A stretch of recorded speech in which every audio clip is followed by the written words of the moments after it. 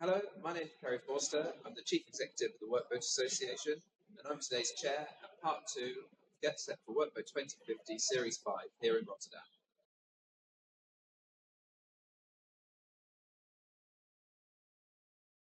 I think some of the main things that have come out of today's sessions has definitely been a step forwards in terms of case studies. We definitely now talk more about people's real experiences and what they've done and showing us what's worked and what hasn't worked. And that's a brilliant thing to have because when we first started this, we were looking more at people's ideas or concepts, and now it's reality.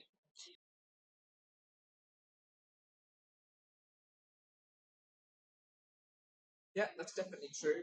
A good example of that is one of our last speakers just now on the panel.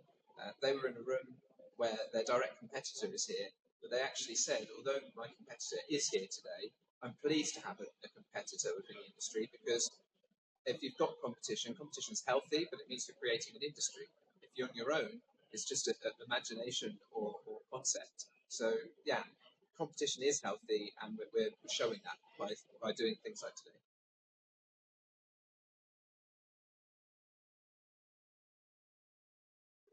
Our keynote presenter today, Brigadier General of the Royal Dutch Marines. He spoke a lot about security, energy security as a nation, but also infrastructure and energy security in maritime specifically. When we're bringing future fuels into the industry, we're obviously going to create larger industries supporting those future fuels in terms of production, logistics, storage, and bunkering. And then we're going to have many vessels that are moving around with those future fuels on board them. Those fuels sometimes come with volatilities, whether that's volatility of the fuel itself or whether it's volatility of the supply chain behind the fuel.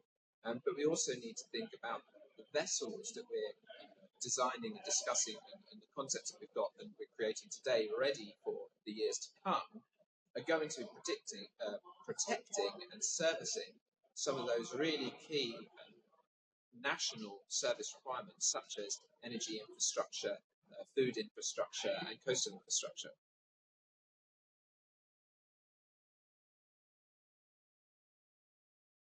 That's very true. Oil and gas definitely didn't happen overnight, and I think oil and gas did a lot of learning the hard way. We can't say the industry was without its large known problematic times.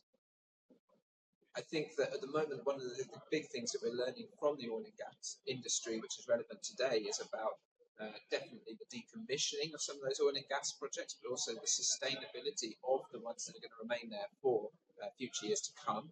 And I think that by taking learnings from that industry, we're also able to develop the renewables industry of today, the renewable energy industry, but also the renewable fuel infrastructure, and make sure that what we are creating today it is going to be there, but be able to be replaced at the right times. Because as one of our speakers said today, there won't be a silver bullet for fuel. There may be, but it'll be a very, very long time in the future. And from now until then, we're going to have smaller stepping stones of fuel trends, which are going to come and go to help us take those steps up towards reaching complete net zero.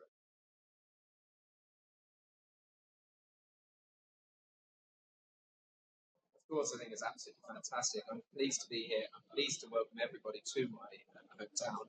I'm pleased that we're standing here, and as you've just mentioned, we've seen a hydrogen water taxi going past the window.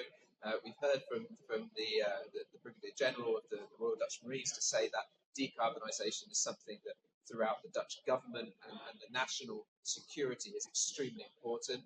We've heard from Annette Koster, the Chief Executive of the Dutch Ship Owners Association, that has talked that throughout the whole of maritime within the Netherlands and her membership, decarbonisation is focusing massively on the lips of everyone there. Of course, I would love to say that the small commercial vessel industry is at the forefront of all of that. But being here in Rotterdam, it really shows that collaborations and partnerships with other national organisations outside of the UK, especially, shows that we're hitting a wider maritime influence, and that is extremely important to us. Absolutely. See you at SeaWork in June. Thank you very much. I'll see you there. Thank